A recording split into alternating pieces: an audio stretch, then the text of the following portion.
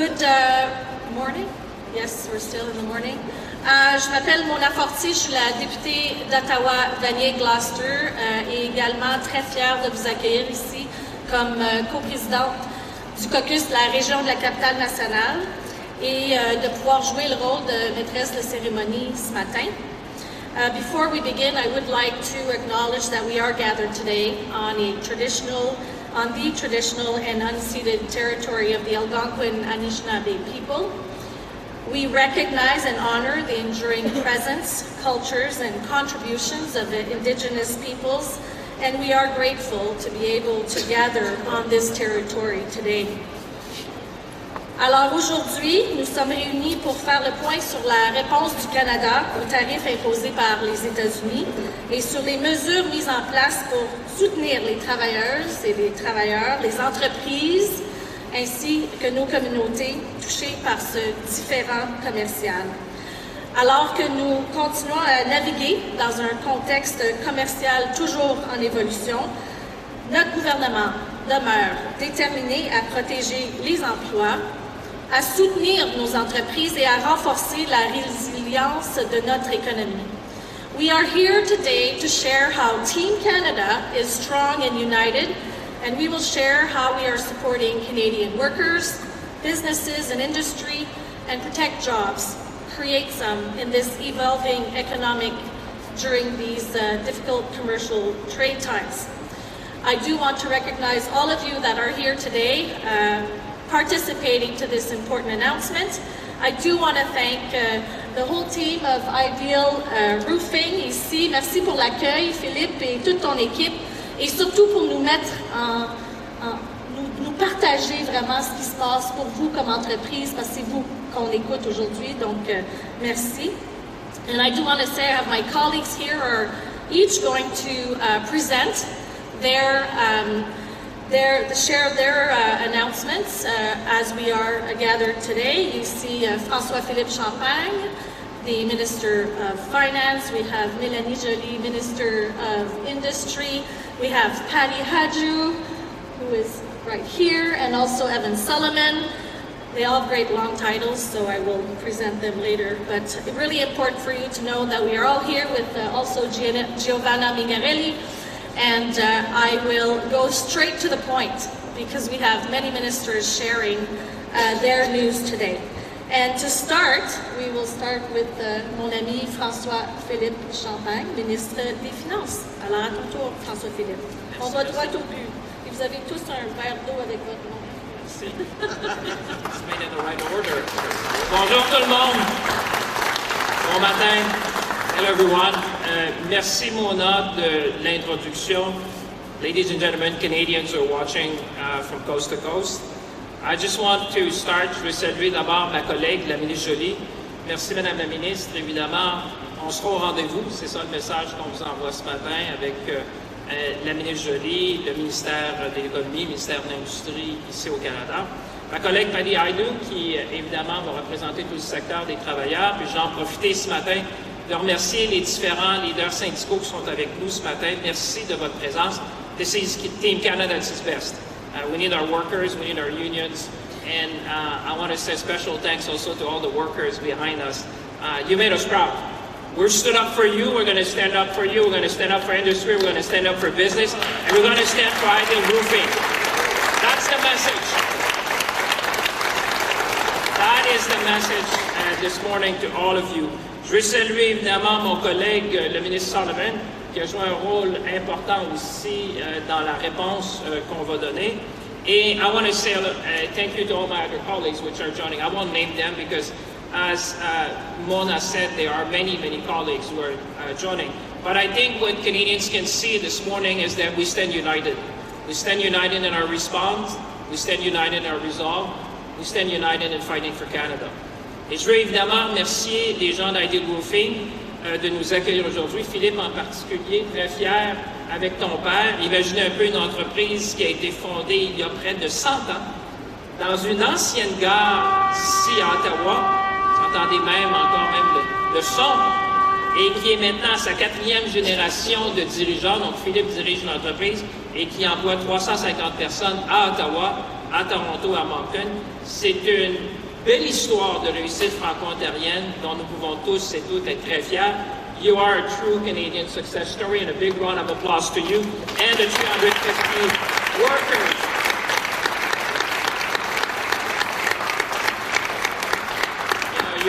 You're supplying roofing across the country, and I saw employees who started when you were very young, they told me. You were very young when they started. But now you're leading the company, and we're going to support you as we go forward. And when we talk about protecting the Canadian economy, we're talking about people like you. People who are watching at home as well. People who get up every morning, clock in, work hard, and support their families and communities. Le Canada traverse aujourd'hui un conflit commercial que nous n'avons pas choisi, mais auquel nous devons faire face avec détermination et engagement. This is an unprecedented challenge imposed on Canada. But Canada will meet the moment. Canadians will meet the moment. We will meet the moment together. And as the Prime Minister has said, we will support our workers, our businesses, and our industry with whatever it takes for as long as it takes. That is the essence of the message this morning, and that's why we are united with you, and that's why we want to present what we have to offer to Canadians. That's why we'll present the outline of our Canada Strong Responses Plan with targeted countermeasures and a substantive support package for workers and businesses totaling $7.5 billion. Because when Canadians stand together, nothing can stop us. Over the past several months, as you have seen, our government has worked intensely and in good faith to reach a mutually beneficial trade agreement with the United States of America. Minister LeBlanc, our Chief Trade Negotiator, Janice Charette, our negotiating team, and the Prime Minister worked tirelessly on behalf of all Canadians. But ultimately, the terms proposed by the U.S. administration were uneconomic, unfair, and ultimately unacceptable. They asked too much of Canada and offered too little in return. Accepting them would have harmed our workers, people like you see here today, weaken our industries, and compromise principles fundamental to our nation. So we stood up for our workers, we stood up for our businesses, we stood up for Canada. Nous n'avons pas choisi ce conflit commercial, mais lorsque notre intégration économique est utilisée comme levier exploité, plutôt que comme fondement d'un partenariat gagnant-gagnant, nous devons nous tenir debout et défendre nos intérêts, défendre nos travailleurs, défendre nos entreprises et défendre notre souveraineté économique. Jamais nous n'accepterons qu'un autre pays nous dicte la voie à suivre. Notre avenir nous appartient en tant que Canadiens. C'est l'essence même d'être maître chez nous. On August 22nd, the United States of America imposed tariffs on 50% on approximately $28 billion in Canadian goods. Those tariffs will have real consequences for Canadian workers, businesses, and communities across our nation. Canada must respond, and today we are, in a proportionate, targeted, and strategic way. Today I'm announcing that Canada will match the United States tariffs dollar for dollar, rate for rate. Effective September 8th, Canada will impose counter-tariffs of up to 15, 25, or 50% on $27.6 billion in imports from the United States of America. For each product, our tariff would match the American tariff on the same type of Canadian good. Notre objectif est de protéger les travailleurs, les producteurs et les manufacturiers canadiens, comme on voit ici ce matin, tout en plaçant les produits fabriqués ici dans une meilleure position concurrentielle sur le marché canadien. Un peu l'essence de ce qu'on discutait avec Philippe ce matin, de donner une chance à nos entrepreneurs, nos bâtisseurs canadiens de pouvoir être compétitifs sur le marché canadien. Notre réplique visera notamment des produits dans les secteurs de l'acier et de l'aluminium, des appareils électroménagers, de l'équipement agricole, des pâtes et papiers et de l'électronique. Our existing counter-tariffs, including those on automobiles, will remain in place. Canada's remission framework will also remain available to mitigate unintended consequences for Canadian businesses. Canada's counter-tariffs are designed primarily to provide protection for Canadian industry impacted by U.S. tariffs and allow them to compete against U.S. products in the Canadian market. It's all about fairness, it's all about level playing field, it's all about supporting Canadian workers and Canadian businesses. Il est bon de se rappeler que le plus grand pouvoir que l'on a, tous et toutes, c'est notre propre pouvoir d'achat. Je le disais hier, dans nos épiceries, nos quincailleries, nos entreprises et à tous les ordres de gouvernement, on peut choisir d'acheter canadien. Et on doit choisir d'acheter canadien. Counter-tariffs are only one part of our response. We must also provide businesses with liquidity and, most importantly, keep Canadians working. My colleagues, Minister Joly, Minister Hajdu, and Minister Solomon will present the new and very substantive measures under their respective programs. And I think workers, families, and communities around the nation will see that we're going to stand by you, as we have always done. As Minister of Finance, I will make changes to the large enterprise tariff loan facility to make it more flexible, more responsive, and better able to support major employers affected by tariffs across the country. And I will work closely with my colleagues, Minister Joly, in making sure that we do that as swiftly and efficiently as possible.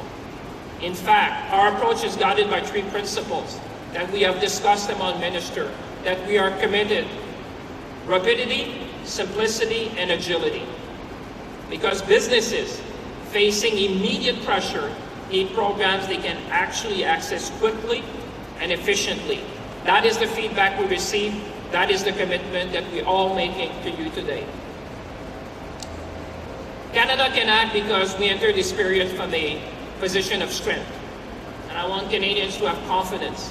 We have the lowest net debt to GDP ratio in the G7, the second fastest growing economy in the G7, and a AAA credit rating.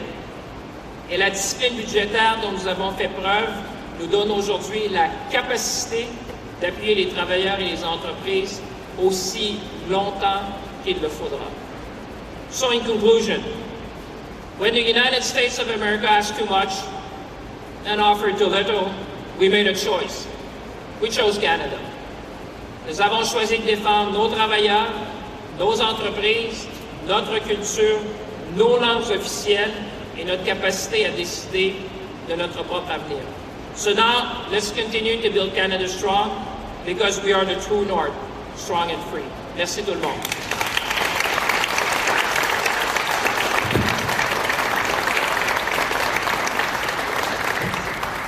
Merci François-Philippe pour ton leadership. Merci pour évidemment mettre la table au prochain chapitre qu'on va entendre aujourd'hui. Et oui, tu as raison, nous sommes maîtres chez nous. We will stand up for Canada. We are standing up for Canada. And I would like now to invite Minister Mélanie Joly to present her chapter of today's announcement. Merci.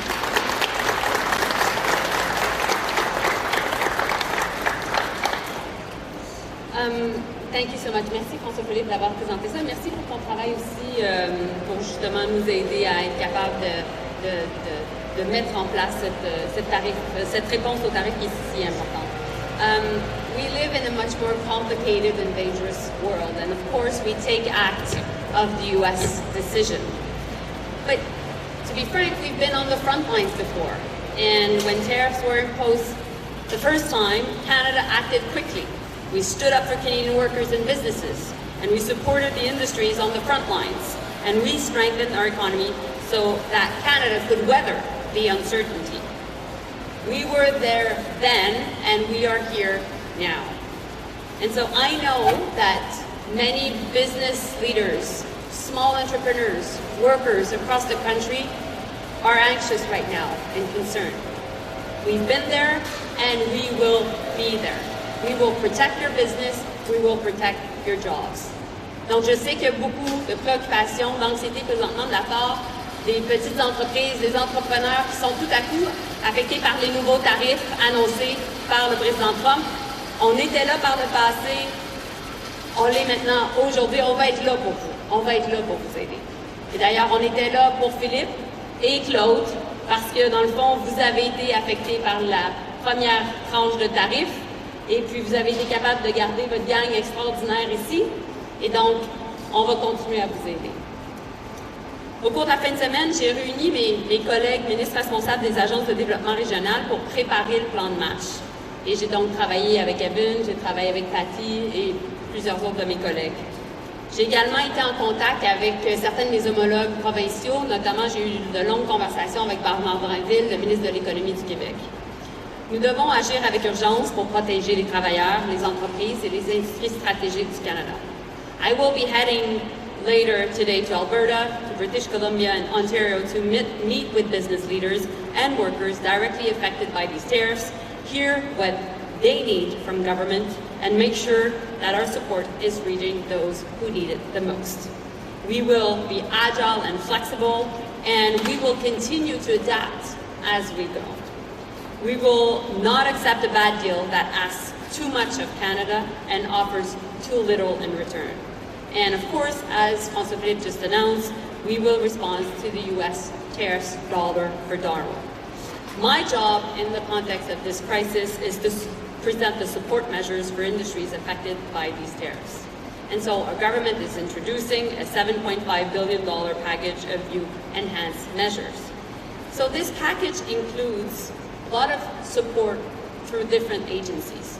So if you're a small business right now, you have to contact either your regional development agency or the BDC, which you're potentially already working with. Small businesses, through the regional development agencies, will have access to $3 million of non-repayable loans, so basically grants for $3 million, and up to $2 million of interest-free loans. And the businesses that will be able to have access are around those that will have $1 million in revenues. That entire support through the regional development agencies, that may be ACOA in Atlantic Canada, DEC in Quebec, FedDev in Ontario, which Evan is in charge of, FedNor in Northern Ontario, which Patty is in charge of, PrairieScan, which our colleague Eleanor is in charge of, and PacificCan also in BC, which Gregor Robertson is in charge of, and CanNor, which our colleague Rebecca Chartrand is in charge of, will all be ready to help you. Now, the other way we'll be able to help a lot of our small businesses is through the BDC, which will have $500 million to support through interest-free loans that will be between $250,000 to up to $5 million. And there will be no repayment, no capital actually to pay back to the BDC for the next 36 months. So after the Trump administration. And so what businesses will need to show is they only need to show that their cash flow will be impacted by the tariffs. So the cash flow forecast is clear that basically they'll be impacted by the tariffs. And finally, for bigger businesses, so medium and big businesses, we will work through the Strategic Response Fund, so through the Canada Strong Diversification Fund, to help businesses. And we are now putting $2 billion to support these medium-sized and big businesses. Donc, notre objectif présentement, c'est d'aider les petites et moyennes entreprises et également d'aider les plus grandes entreprises. Pour les petites entreprises, ça va être via DEC au Québec, donc l'Agence de développement économique régional. Il va y avoir du soutien non remboursable jusqu'à 3 millions de dollars qui va être offert aux entreprises affectées par les tarifs et 2 millions de dollars aussi de liquidité, donc de prêts sans intérêt. Il va y avoir également un programme via la BDC. La BDC va pouvoir offrir des prêts sans intérêt et il n'y a aucun capital qui va être nécessaires à rembourser pour les prochains 36 mois, donc après l'administration Trump. Et ce que les entreprises vont devoir démontrer essentiellement, c'est que leurs prédictions de liquidité vont être affectées par les tarifs.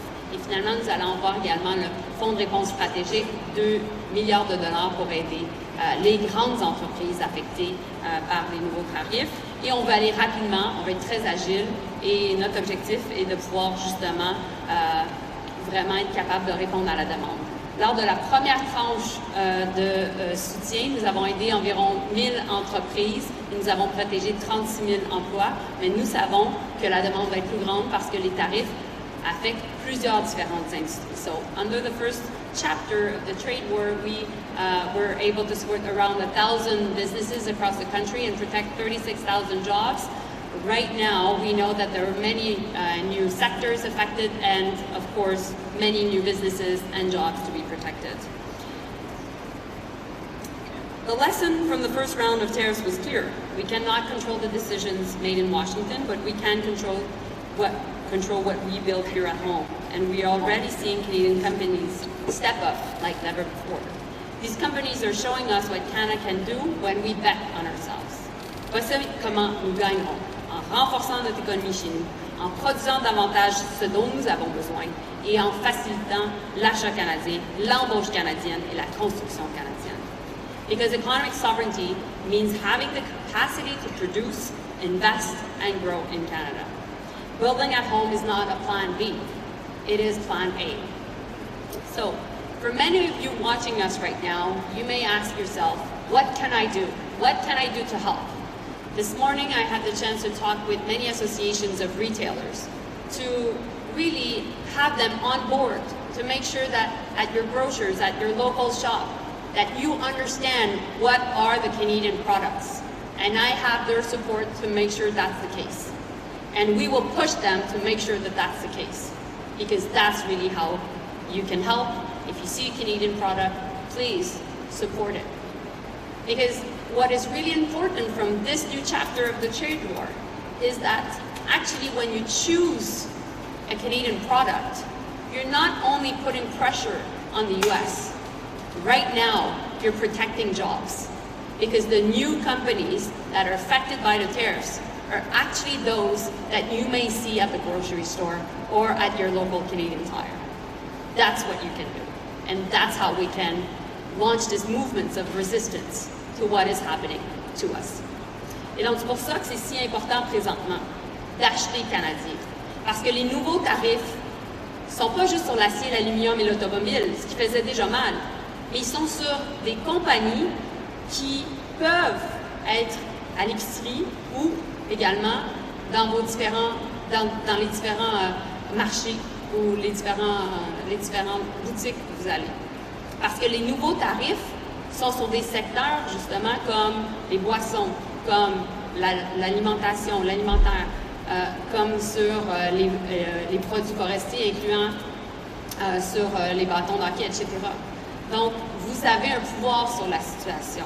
Et donc, j'ai parlé ce matin avec le Conseil québécois du détail, justement pour que ça soit clair à l'épicerie, dans nos différents magasins, qu'est-ce qui est québécois, qu'est-ce qui est canadien. And so, for the rest, we'll continue also to pivot, to work with new allies and also with our trading partners, because we need to position Canada as a partner of choice of investment, trade, and security. We'll continue to make sure that our businesses have access to more markets, more investments, and more opportunities for Canadians. So we're choosing our own course. We cannot wait for Washington to decide our future. We're strengthening our economy and building a more sovereign Canada. Merci.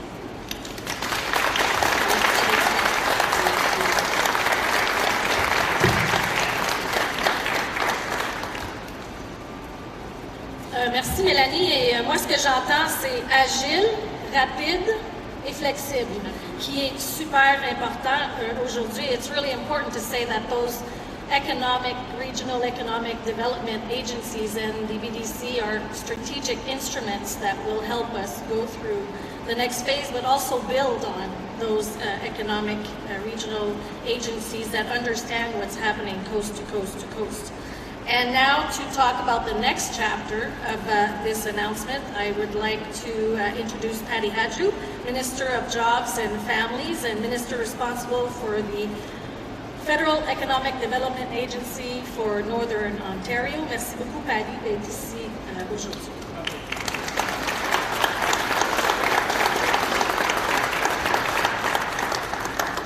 I'm going to use the water.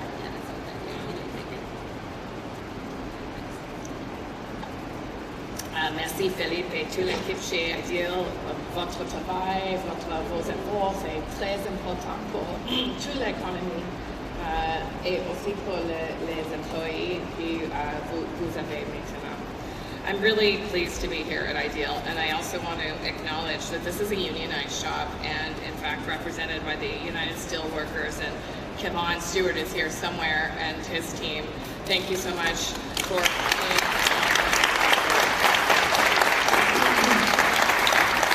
And there are many other union representatives here today. I'm not going to list you all, but it's important that you're here because what you do is fight for good quality jobs every single day. And what you also know is that the success of your members, the success of the workers that you represent is dependent on the success of the business. And these two things are intertwined. As the Minister of Labour, I can tell you, I've seen that dance, and it's an important dance. But it's very important that everyone remembers that in order for workers to succeed, companies have to succeed. And these two things fit together. And so I'm really happy that you're here today representing the workers from across the country that are building Canada Strong, that are doing big things across this country, that are actually the backbone of a very important plank of how we are going to not just withstand these tariffs, but grow through them and actually be the masters of our own destiny, as the Prime Minister says. In fact, I was with the operating engineers just yesterday in Kananaskis, and we got a greeting from the president of the International Union of Operating Engineers. And the president, President Downey, said, not only are they supportive of what Canada is doing, but they're supportive particularly of the Liberal government and of Mark Carney in stepping up for workers all across this country. And they sent a message, which is don't give up, which is to continue to fight for your economy, for your sovereignty, and build the big things that are actually going to drive us forward. And so I just want to once again thank the union members because you've been with us since the beginning. You've been side by side as we announced the Major Projects Office, as we talked about Build Canada Strong, as we've developed the number of different supports that are going into creating the ports, the roadways, all the things. You're building all the things. And it's not the first time, by the way, as Melanie and Francois Philippe have talked about, that we've faced these unjust tariffs and economic attacks. In fact, I'm from Northern Ontario, and I can tell you that we've seen this in softwood lumber and in pulp and paper over many, many years. And so this is an experience that workers are familiar with, and it's why there's so much worry and anxiety across Canada, because people have felt the impact of these things before. Yes, not on the same scale, at the same speed that we've seen, but certainly in pockets of industry that have faced unjust tariffs, faced economic warfare, and that has a direct impact on livelihoods, on families, and indeed deeply on communities. Employers, just like Ideal here, have worked tirelessly, you've just heard, 100 years, 4 generations of work to build up businesses that our communities actually count on to drive the economy of local communities as well. And now they are facing uncertain paths forward. And so all of that worry and anxiety makes it really difficult to plan for the future. It has an effect of sort of freezing people in place. Should I make that investment? Should I buy that new house? Should I take that vacation? Should I add on to my business? Should I add a product line? And that is the challenge, is it can freeze our economy, it can freeze the ambition of our businesses, and it can freeze the autonomy of our individual Canadians. And that's why we're here today, because we're going to make sure that doesn't happen. Together, we're going to put into place these measures, we're going to build on measures to make sure that people have the confidence to take the steps they need to grow their business, to get those new skills, to be ambitious in their own personal lives and the business life that they're involved in. And this growth is actually dependent deeply on a skilled and talented source of labor.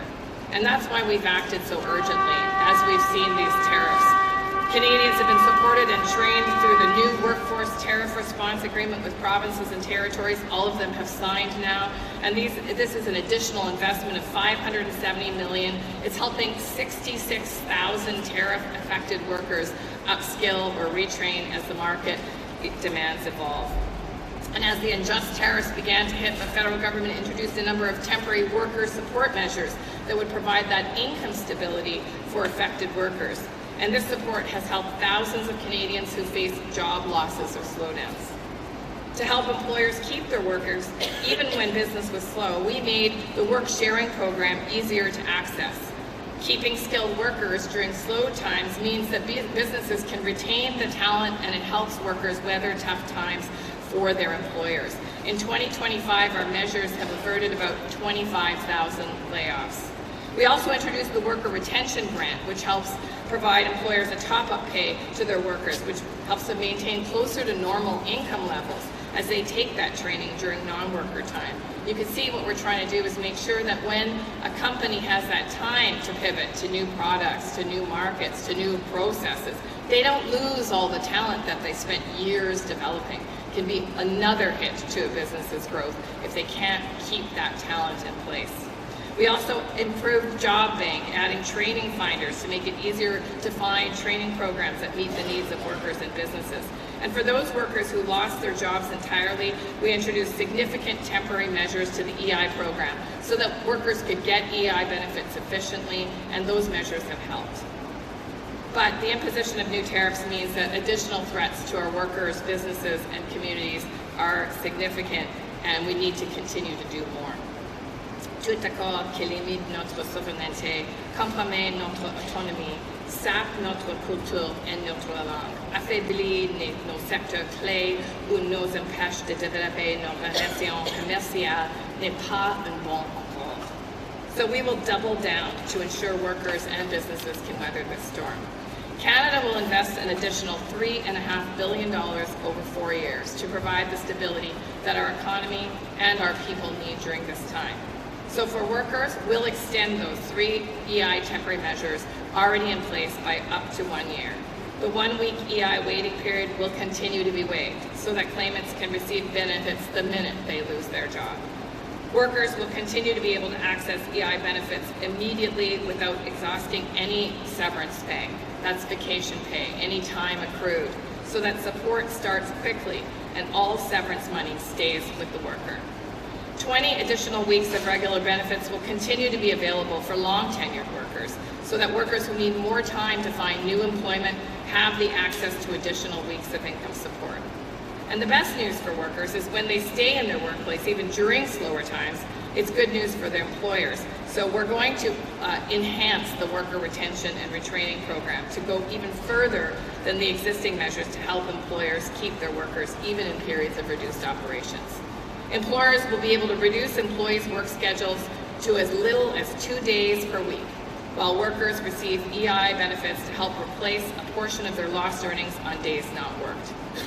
When the employer arranges for training activities in the off days, the income replacement will be 70% of total earnings, as opposed to 55% of insurable earnings under the previous work sharing program. And the program will include a new $1,000 training dollar bonus per employee, and this will be delivered with regional development agencies so that those small and medium-sized enterprises can get the help that they need very quickly. And we'll make it easier for employers to access the program by reducing red tape and administration burdens. These new supports are designed to be strong and flexible, and they're built on what we heard from industry through the first round of work sharing programs. And I want to thank everyone, including Forest Products of Canada, who I spoke with last night, about how to make this program actually fly for employers. This is about keeping that talent in place, giving workers the support they need so they can focus on supporting their employer to grow new products and to grow new markets.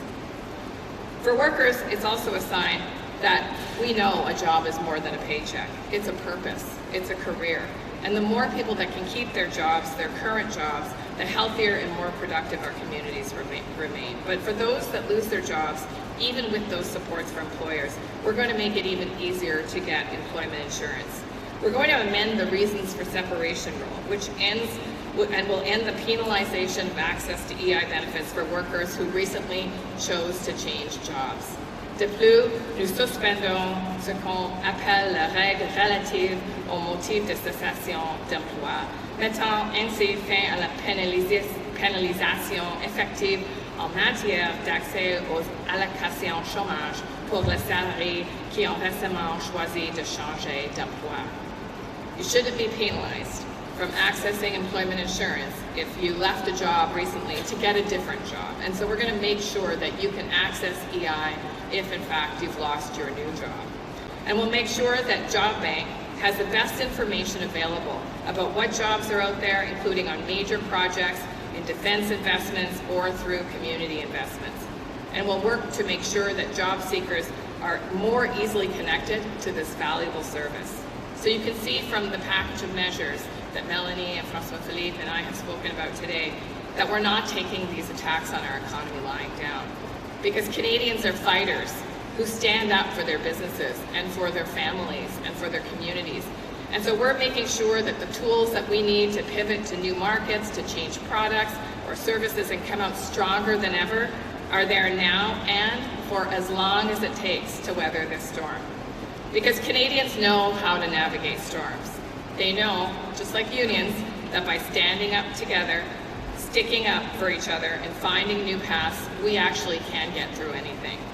And these measures today will serve as the tools for the next part of our fight to build Canada strong. Thank you very much.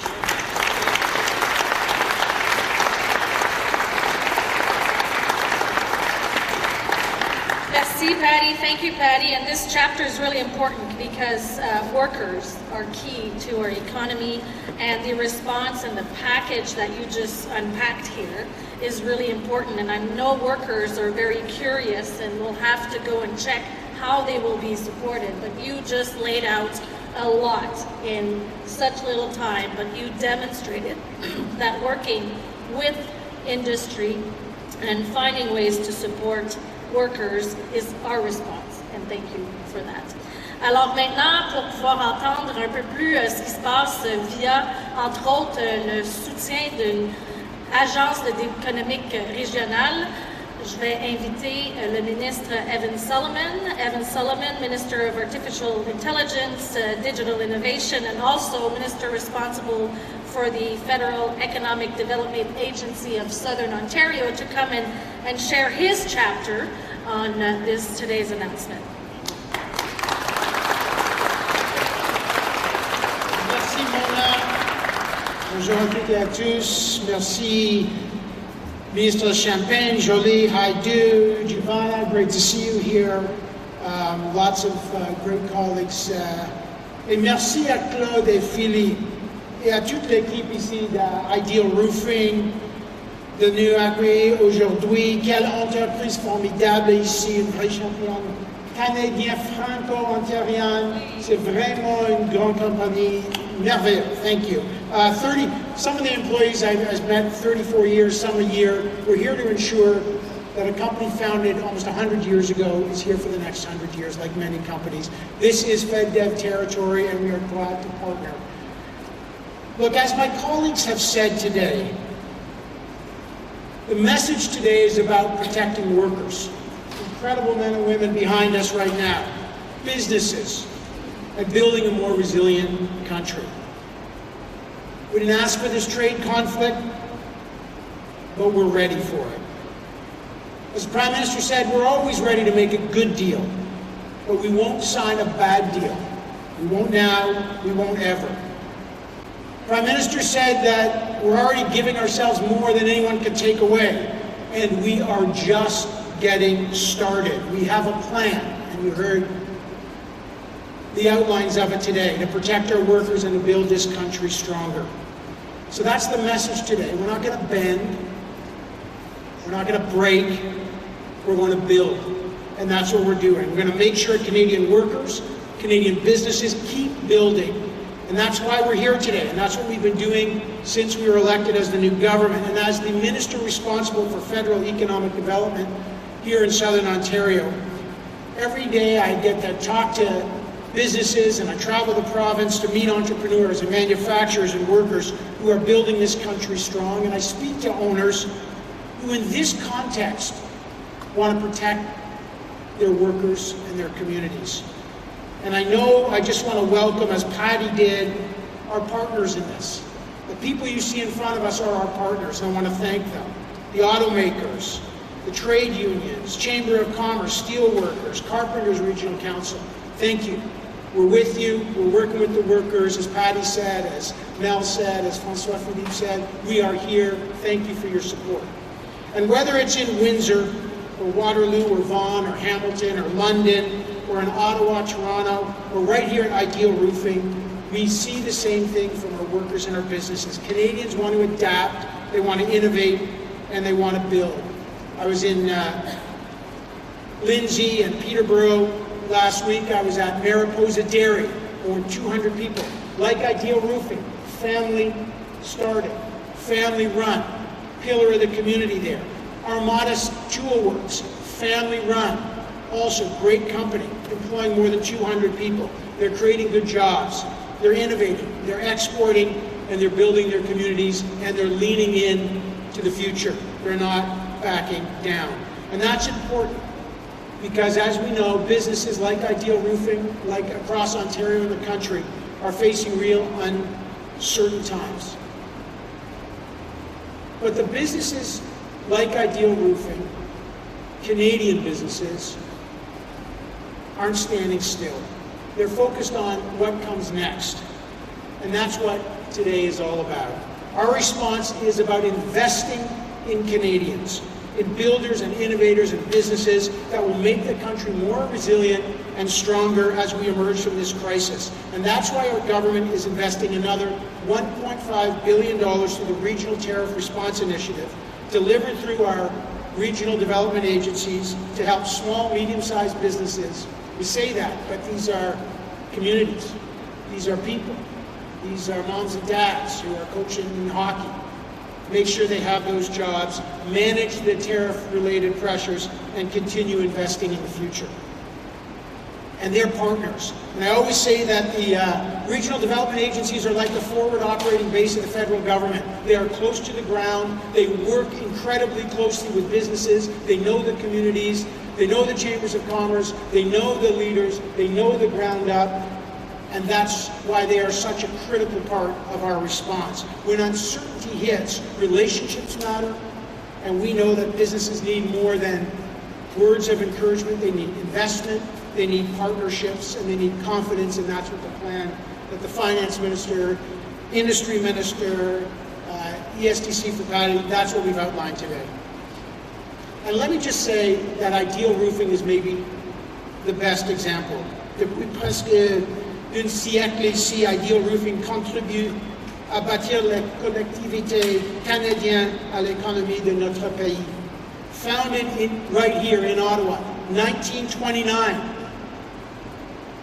Tough year. The company now employs 350 people. As you see, manufactures metal roofing and siding, steel built here in Canada, supporting Canadian to build houses across this country, and that's what we're doing as a government. And like so many manufacturers, Ideal Roofing's felt the impact of tariffs, the trade uncertainty.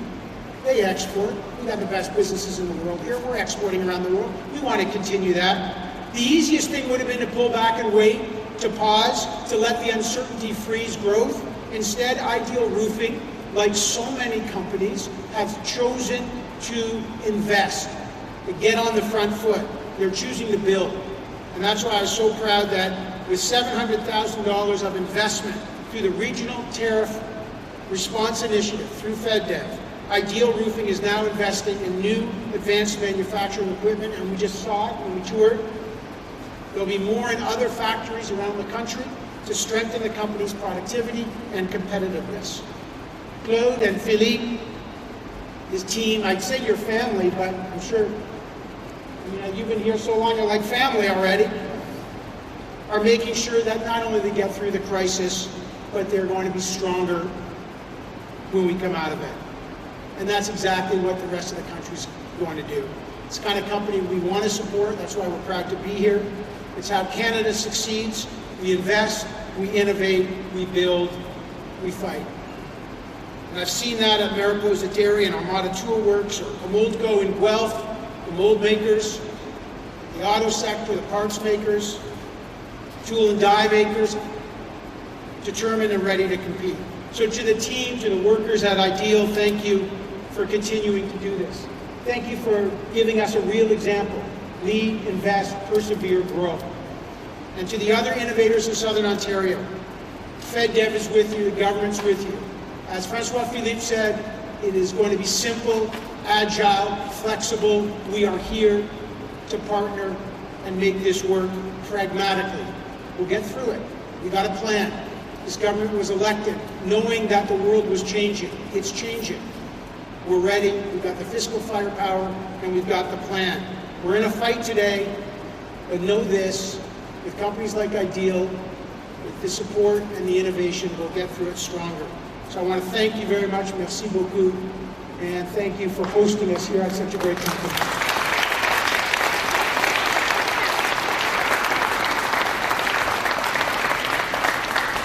Merci, Evan. Thank you, Evan, for sharing this important message in this, let's say, final chapter of this announcement, but I'm sure other chapters will come up as we go. I do want to say one thing.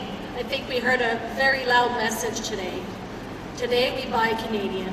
On achète canadien. Ça va être important de soutenir nos entreprises, nos travailleurs, nos familles. Et je vous invite à aller faire un geste concret aujourd'hui quand vous allez acheter votre prochain produit. Il faut qu'il soit canadien. Let's make it Canadian. Alors sur ce, I can see the media ready to go to the next chapter of question and answers. Je vais demander à Audrey d'animer la session de questions-réponses avec les médias. Merci. Oui, nous allons maintenant passer à la période de questions pour les 25 prochaines minutes. Veuillez mentionner votre nom, votre média et préciser à qui s'adresse votre question. Ce sera une question et une question de suivi. We'll now move to question for the next 25 minutes. Just state your name, your media, and who the question is for. It will be one question and one follow-up. Yeah, hi Ministers. Ryan Tumulty, Toronto Star. I hope you'll stick around for many questions from my colleagues today. But to start with, today you are bringing in retaliatory tariffs. You are not bringing in any export levies on Canadian energy or Canadian potash, two areas that are critical to the U.S. economy. I'm wondering why you're not using those levers now, and if you might use them in the future. Let me start. We have always said from the get-go that we would be strategic, proportionate, and that we would respond in a way that serves Canada's best interest. What you see today is a number of tariffs, and we have been consulting broadly. I think you heard that from Minister Joly as well, and we have done that for a long time. You know, sadly, we have been in this trade conflict for quite some time, so we know the products that needs to be tariffed. We have been consulting, for example, with the steel industry. We've been consulting with Alu Québec. We have been consulting with manufacturers across the nation. And what is different, and what you have heard today, is that the new tariff imposed by the U.S. administration is going to be disproportionately affecting small and medium-sized businesses. That's why we're here today, and that's why we have decided to put I would say, a very substantial support package. We're talking about $7.5 billion to support workers and to support industry. But you have to get back to first principle. This is about protecting the Canadian industry impacted by U.S. tariff, and I've said it yesterday, this is about the level playing field. We want to make sure that companies like the one we're here this morning can be selling and be competitive in the Canadian market. That's what's driving our response today. That's what's going to drive our response for the days and the weeks and the months ahead. Sure. I think when we're looking at, first, the Prime Minister has said that everything was on the table yesterday, and at the same time, this is, we think for now, the most strategic approach. Because when we're looking at the counter-tariffs, we're looking first at protecting the businesses that are affected here, because if they were exporting to the U.S., we need to make sure that the competitors don't have access to the Canadian market in a better way than their own, products. And that's why the retailers need to show that the product is from Canada. For second, we're also targeting products that will target states in the US. And so we're being wise and strategic to put political pressure. And that's why we think it's the right thing to do right now, and that's why I think François Philippe's approach is just the perfect one for now. Ottawa? Yesterday, Ontario Premier Doug Ford called the president a loser. He called him the king of bankruptcies and used some other colorful language to describe the president.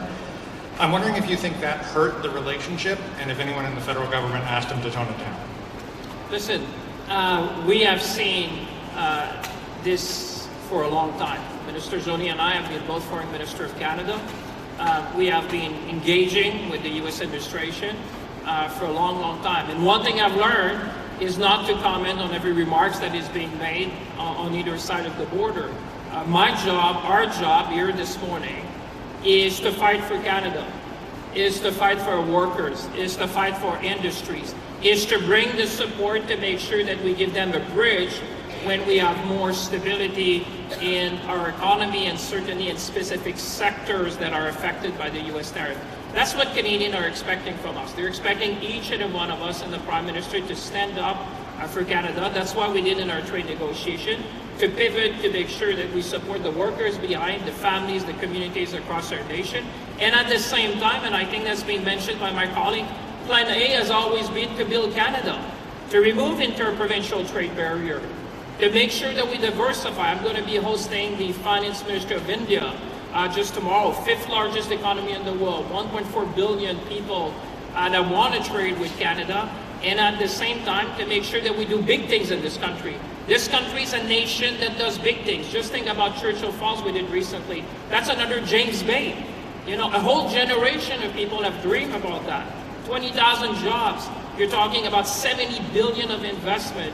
Look at what the Prime Minister announced yesterday with my colleagues, Minister Joly and others, about shipbuilding. We're investing in Canada, we're investing in Canadians, we are building our country strong. That's the response that Canada needs to have. Sir. Hi. There's a bit of passion in that. I could see that in your eyes. Cormac McSweeney with City News.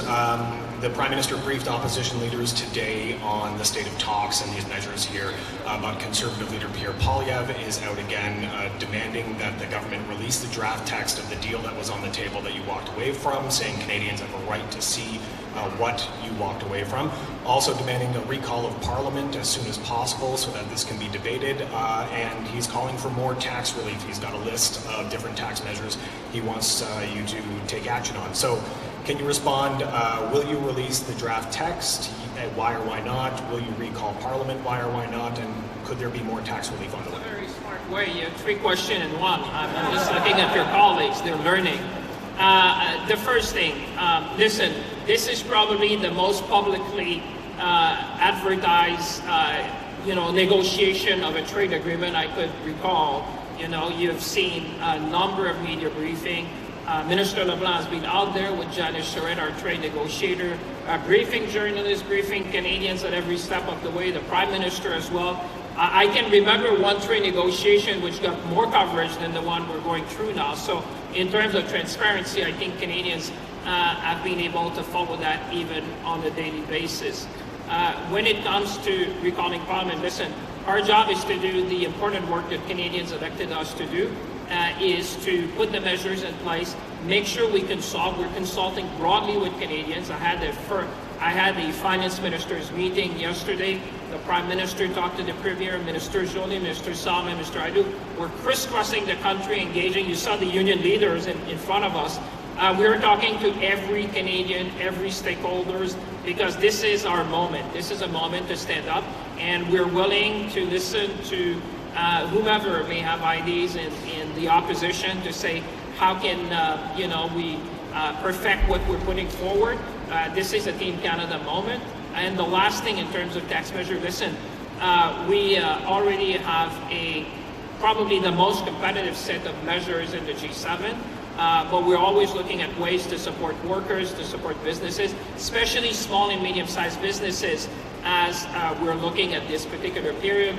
I was talking to the Confederation of Small Businesses. We've been talking to Chamber of Commerce across the country as we're doing pre-budget consultation, and I can assure you that the voice of businesses, the voice of workers, the voice of small businesses in particular is well heard, and I can assure you that Canada will remain the most competitive country in the G7 for making investments.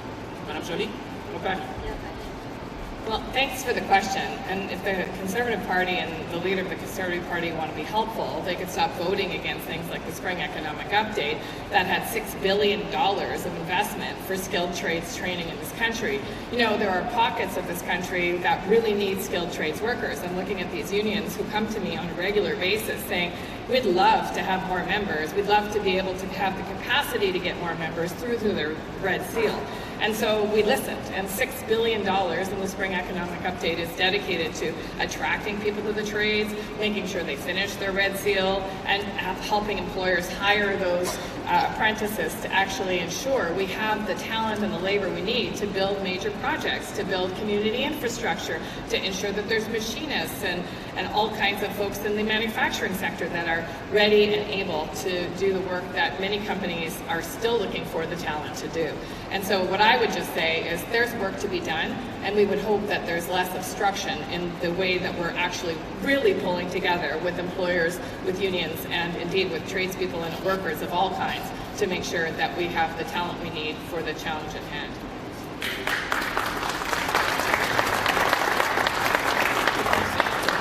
And not did they only vote against reskilling workers, they also voted against any form of support for businesses that we've been putting forward to help the auto, steel, aluminum, and forestry workers that are affected by the tariffs. So just basically walk the talk. That's what I would say to Mr. Poilievre. Just to go back on the question on Doug Ford. Of course, we all know that Premier Ford is a very colorful person. I have a really good relationship with him. I must say that the auto sector is a key consideration for this government. Of course, and the steel sector, both are very much present in Ontario. I've been in contact with the president of Ford Canada, the president of Honda Canada, and the president of Toyota Canada, following the threats of 50% of tariffs against auto. And so, of course, we'll fight back. And of course, a lot of emotions are high, but while this is all happening, we'll be smart, and we'll be strategic, and we'll fight for every of these jobs. And then as a follow-up, it sounds like a no to releasing the text. I'll let you correct me if I'm wrong in that, but I want to ask about Keystone XL pipeline. You were not at the table for the negotiations, but you guys have been briefed on the negotiations. Can you confirm whether or not Keystone XL was a part of the deal? Was it used by Canada as a bargaining chip? And then also, what was the proposal on the table? Because was it anything beyond the Prairie Connector and the Bridger pipelines that we've already seen moving on both sides of the border? Yeah, no, that's 4 questions in 2, but listen, what I can say, and I will defer to Minister LeBlanc, our chief trade negotiator, to tell you specifically what was said at the table. But suffice to say that what we're doing is going back to Plan A. Plan A has always been to build our natural resources. Plan A has always been to build our critical minerals. Plan A has always been to increase our infrastructure. Plan A has always been to diversify our trade. And I just would like to remind you the words of Fatih Birol, the Executive Director of the International Energy Agency, who just recently said in Montreal, I think Minister Joly and I were there, that the world energy architecture is being redesigned, and that Canada will be at the center of that new energy architecture. So it's not surprising that you see Canada talking about additional investment to bring our resources to market. The good thing is that we're diversifying. You've seen that a number of the LNG projects on the West Coast, we already have off-takers in Asia, and more recently we've seen our German friends, which have said, listen, the most sought-after commodity today is trust. And Canada offers the trust that the world needs. Stability, predictability, and trust. And when you're looking, and I'll just finish there, but at the G7 finance minister, you know, we have a G20 finance minister and central bank governors coming over this weekend.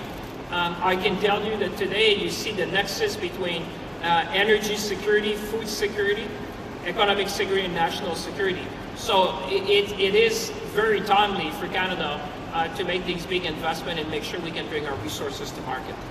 Sir? Michael Couture with CTV News for Mr. Champagne. The Prime Minister and Minister of Law did say that the U.S. wanted to limit Canada's sovereign ability to enter into free trade agreements with reliable countries. Which ones and how are they going to do that? Well, we have always resisted anyone who wants to infringe on the sovereignty of Canada to make sure that we do the deals that are in Canada's best interest. And I would tell you, this is the whole essence of Maître chez nous, as we say in French. Standing up for our economic sovereignty is a fundamental principle.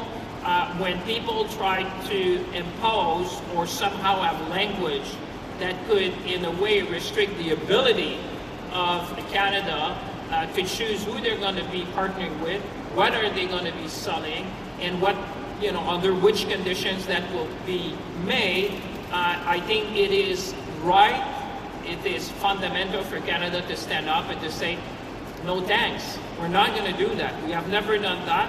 We have trade agreements with a number of nations, and we're just getting started. We're the only G7 nation with a free trade agreement with all the other G7 nations, giving us access, preferential market access to 1.5 billion.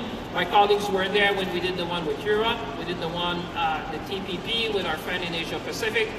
We're engaging with Indonesia. So I think Canadians understand that maintaining our economic sovereignty is non-negotiable. That's what we did, and that's what we'll do. My follow-up link to what do you make of President Trump's comments that the Prime Minister was fabricating the issue around the protection of the French language and how he says that he loves French-Canadian people? Vous pouvez répondre en français aussi? We all love French-Canadian people.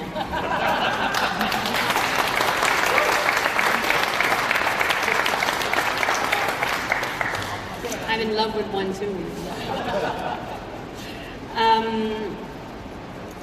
The question is not about love. The question is about sovereignty and what we stand for in this country. We're a country that believes in having two official languages. And that's part of why we decided decades ago, years ago, more than 150 years ago, to make this important alliance between English and French people. And, we eventually also have a lot of reconciliation work to do. But that was at the core of the creation of our country. And you know why French and English Canadians decided to eventually create that country of Canada? Because we didn't want to be part of the US.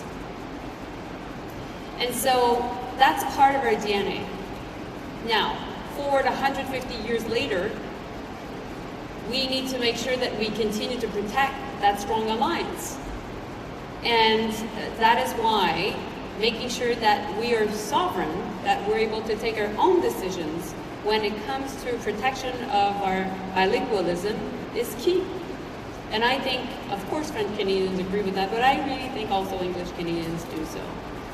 And as a Minister of Industry, I would like to highlight that it's not only a question of French language, it's more than that. It's a question of protecting the workers in the cultural sector. And that is up to 900,000 people working in our creative industries. By the way, you journalists are all part of that industry. But also, the vast array of from film production to museums, etc. We need to be able, as a country, to have cultural policies to protect these workers. And that's what our colleague Mark Miller is working on, but also that's why the Prime Minister had to stand up for it.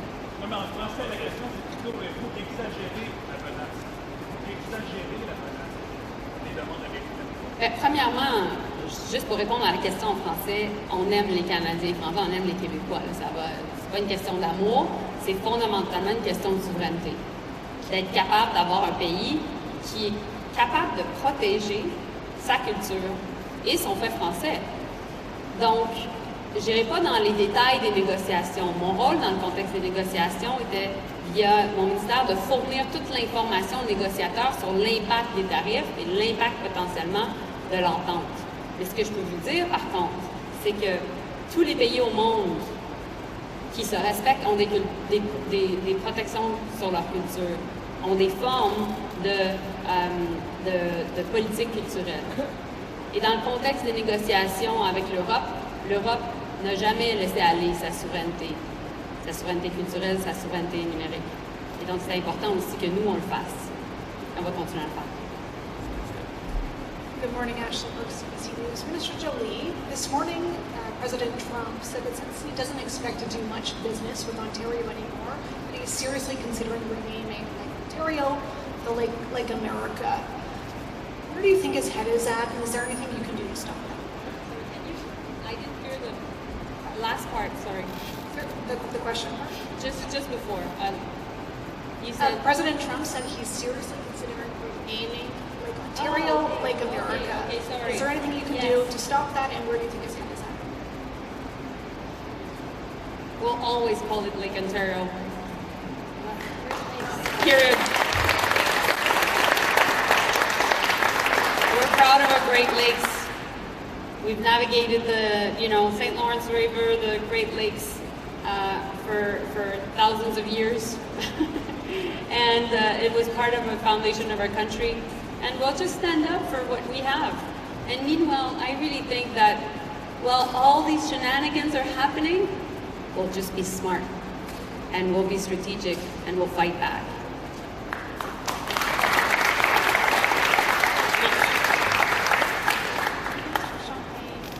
What are your calculations tell you the economic impact of these counter-tariffs you're moving ahead with will be on Canadian consumers and Canadian companies? Well, first of all, this is not about generating revenues. This is about protecting our workers, protecting our industry, making sure that we have a level playing field, because when the United States decided to impose these tariffs, what we're doing today is making sure that the industry that have been impacted can compete in the Canadian market. And this is the essence of all my colleagues saying, the Buy Canadian policy makes more sense than ever. And I said that to the finance ministers of the province and the territories yesterday to make sure that we double down in a sense. We want to make sure that businesses like the one we're this morning would have an alternative. And the products that we have selected in the countermeasures are, the vast majority of them would have a substitution possible in the Canadian products.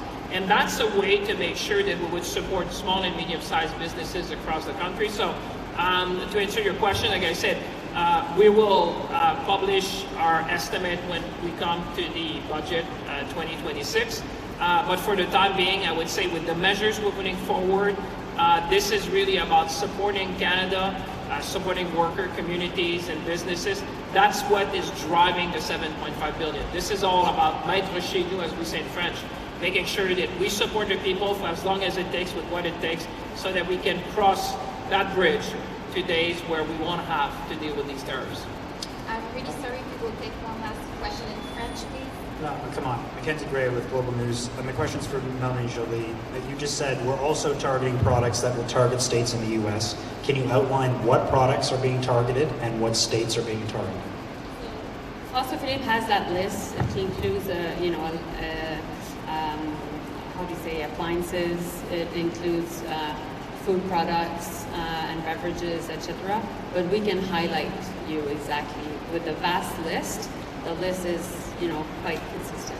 But I'm just trying to figure out, because we heard from the Prime Minister, and a few folks up here have said that the goal of these counter-tariffs are to defend Canadian industry. You're the only one that said that there's some attack in this. So is the point of these tariffs to try and attack and make Americans feel the pain in Republican states? Because that was the tactic that the Trudeau government took when they brought in the original counter-tariffs. We've been always clear. The first one was to protect our workers, to protect our markets. For example, a big part of the counter-tariffs are about making sure that the steel tariffs that were at 25% are at 50% because, our steel is at 50%. So that's an example. But of course, we've always been clear that we need to put pressure. And that is actually the reason why there are counter-tariffs. And, I think in the U.S. they're very much aware of that. And that's why they've been pushing to get rid of U.S. alcohol on shelves. because they know that it's having political pressure back home for them. Merci. On va prendre une dernière question en français. We'll extend a bit. Let's extend. In fairness, there was a number of intervention. I appreciate you've been patient. Canadians have been patient at home. It's a long press conference, but it's not fair if we say it under 5 minutes or so, just to make sure we have, in all fairness to all of you patiently waiting. I'm just trying to manage fairness here. You go, sir. Thank you, Minister. Cameron Ryan with CPAC. In the list of tariffs released this morning, we see a lot of products used to build homes. I'm talking about treated wood, carpeting, fittings, doors, sinks, bathtubs, so many other products. Are you concerned that tariffing these products is going to make it more expensive to build homes in Canada when your government says that it's trying to make it easier to do so? Well, as you've heard from the get-go, we have been very strategic in how we have selected the list of products. When you go down the list, and I appreciate it's fairly detailed. It's hundreds of pages of codes. But what you will see is that a large proportion of the countermeasures we're bringing forward are relating to steel and steel derivative and aluminum derivative. So that's a big chunk of them, which the industry actually has been advocating to all my colleagues. Ms. Taidu, she comes from a region that has been manufacturing for a long time. So we've heard the pressures around the country. And sadly, I said, we have been playing in that movie before, so we kind of know where we need to act to protect Canadian industry. So that's the vast majority. The other ones have been more sector specific. We have been listening to stakeholders across the nation, making sure that they are targeted, strategic, and very specific to the vast extent people can substitute for a Canadian product, because that's the whole point of that, is that at the end of the day, you want to have a level playing field for Canadian companies. Because if they're going to be if our Canadian workers and industry are tariffed to go to the U.S., you have to make sure that imports from the U.S. would be tariffed at the same level, so that you have a level playing field. That is the philosophy. That's the first principle, so that you have a level playing field. So that's why we have been very targeted, strategic in drawing off that list. Okay. And the excise tax on gasoline, that's been a tax holiday for the past several months, kind of back in the spring.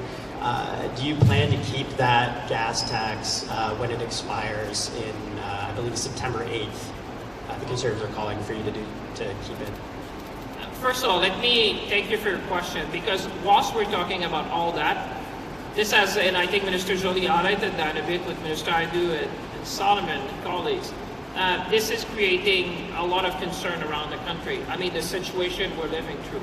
It is quite unprecedented when you have a close trading partner which is trying to exploit the economic integration, as opposed to using that as a base to do a win-win trade agreement. And I can understand for folks watching at home, I want to reassure them that we are confident in the Canadian economy, and that what we're doing today is going to support families and communities. To your question, clearly, the things that is top of mind for people watching at home is the cost of living. There's no doubt about that. They're seeing that. This is adding to some anxiety, because people are concerned about the end of the week and the end of the month, the price of grocery, the price of gas, the price of rent. What I want to say to Canadians is that we've been acting on all three fronts. With the Canada Grocery Benefit, to help people, making sure that they have the support they need when they go to the grocery store. On housing, we have done generational investments to support people with affordable housing. And when it came to gas, we suspended the excise fuel tax, the federal excise fuel tax. And so the Prime Minister and I are always listening. We understand cost of living is, if you look at the polls, you would say that Canadians, that's top of mind to everyone. And I can assure you that we're very much seized of that issue. And we're always looking with my colleagues to support Canadians in times of need. Are you going to do it or not, though? Or you're thinking about it? Have you ruled it out? I think I've answered your question very extensively on that. And I think that's your third question. Thank you. Next But thank you. Thank you for taking my questions today. The Prime Minister said in his speech on Saturday that in this year's budget, Canada will go even further in making Canada more attractive to businesses and investors. Does this mean that there will be more tax reforms incoming? And is Canada still committed, with today's announcement, is Canada still committed to a fiscal anchor for its deficit in the coming years? Oh yeah, we're committed. Listen, what I said to Canadians in the sense, the good thing is that because of the fiscal discipline that we have shown, the Prime Minister, my colleagues and I, with lower expenses and we have higher revenues, if you've seen, we enter this period in a position of strength. That's why I'm saying we're standing here in a position of strength, saying we have the wherewithal to support Canadians, workers, and businesses with whatever it takes for as long as it takes. So that's the first thing. We have the lowest net debt to GDP of any G7 nation. We have, despite all of what we discussed this morning, we are forecasted to have the second fastest growth in the G7, and we're the only country in the G7 with Germany with their AAA credit rating. If you look at the markets, you will see that they believe in Canada. We all believe in Canada. I know Canadians believe in Canada, and they know that we can meet the moment. You've seen comments also from a number of banks this morning that say Canada has what it takes to withstand that for sure. So that's the first thing. The second thing, on being the most competitive, definitely. I would say the marginal effective tax rate today in Canada is the lowest in the G7. We're always looking to make sure that businesses like the one we have here today would have the support they need. Our productivity super deduction is already paying dividend. You've seen we've created record level of employment. I would say that's why now what we're doing today, that's on the macro level with my colleagues, is that we're going to support people where they are, because we know that this is going to affect, small businesses in particular. That's why we're here today. This is a small business. That's why you've seen significant investment in worker support with Minister Aidu. This is one of the most comprehensive suite of measures that we can put to support our workers. And with Minister Joly and my other colleagues, we're going to make sure that businesses who need our support, we will provide the support they need to weather that. But I would say Canadians at home should feel confident. Canada is entering this period in a position of strength. Thank you. And this is for Minister Joly. President Trump has threatened additional tariffs on auto sector. Just wondering if there are more targeted measures incoming for the auto sector in the coming months or weeks or months. So we, of course, always take note of what President Trump says. We haven't seen anything coming out in terms of executive orders. Therefore, we will take action should there be executive orders. For now, the tariffs against auto are at 25%, which was the case even before the negotiations that ended up in basically failing last week. Notwithstanding that, the threat to the auto sector is real, and so that's why I've been engaged with key presidents of our major auto sector companies, Honda, Toyota, Ford, and we'll continue to engage. We have supported many of these plants over the past months, and so that has been helpful for them to continue to be able to weather the storm. But I'm not saying that the storm is not real, it is real, and that's why President, we take note of what he has said, but also I've been in contact with Premier Ford many times to make sure that we would be working together, along with Vic Fideli, the Minister of the Economy of Ontario, to protect the auto sector. Merci. Dernière question en français, s'il vous plaît. Bonjour, Andréane Paplacer, Radio-Canada. Vous avez dit ne pas vouloir d'escalade. Vous imposez des tarifs seulement sur des secteurs déjà visés par les États-Unis. Pourquoi on a l'impression que vous ne passez pas à l'attaque et que vous êtes en mode défensif? Je dirais plutôt qu'on est en mode stratégique. La réponse stratégique, c'est de faire ce qu'on fait ce matin, c'est d'aller sur notre plan A.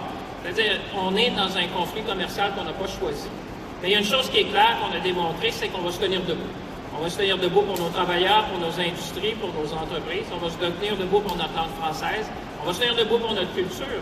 Et c'est ça être maître chez nous. C'est ça qu'on démontre aujourd'hui. Puis en même temps, non seulement on s'est tenu debout à la table des négociations, mais aujourd'hui, avec mes collègues, on vous présente un plan de 7,5 milliards de dollars, justement pour appuyer nos entreprises, nos travailleurs, pour faire face à cette situation-là. Alors, moi, je pense que les gens qui nous regardent dans la maison, les gens sont capables de faire la part des choses. Vous savez, dans un conflit comme celui-là, il faut être stratégique, il faut être mesuré, il faut être sérieux dans la réponse. Et je pense que ce matin, ce qu'on vous présente, c'est une réponse qui est responsable, sérieuse et stratégique pour faire face à la situation comme elle est aujourd'hui. La ministre Joly disait, écoutez, les choses peuvent évoluer. Hein? On l'a vu, vous savez, on vit dans un moment où il y a énormément de volatilité, de complexité. Et ce moment, ce qu'on essaye de ramener pour nos entreprises, c'est du soutien. C'est-à-dire, on va être avec là, dans cette période-là. Il y a beaucoup de choses qui arrivent en même temps, mais on est là avec vous. On l'a été déjà, parce qu'il faut savoir que ce qu'on annonce ce matin, le 7,5 milliards d'investissements qu'on va faire, de soutien, ça s'ajoute aux 25 milliards qu'on a déjà mis en place dans les 18 derniers mois. Donc, on a déjà été au rendez-vous.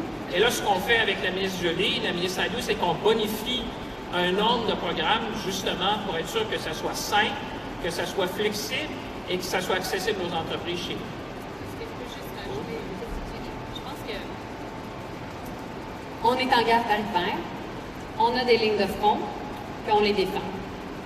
Et l'autre analogie qu'on pourrait prendre, c'est que on joue aux cartes. On sait qu'on a plein de bonnes cartes dans notre jeu, mais on n'est pas prêt à les utiliser tout le temps lors de la première main. Il faut être intelligent.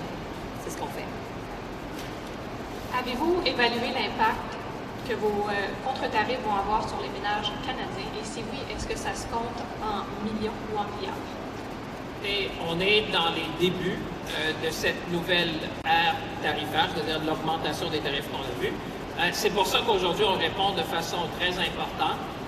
Les économistes vont faire leur analyse, évidemment, mais ce qu'on présente aujourd'hui, c'est un plan de soutien pour les travailleurs, pour les entreprises, pour les industries, qui vont nous permettre justement, dans la grande majorité des cas, c'est pour ça qu'on a mis beaucoup d'emphase sur l'achat canadien, de substituer des produits d'importation pour des produits canadiens.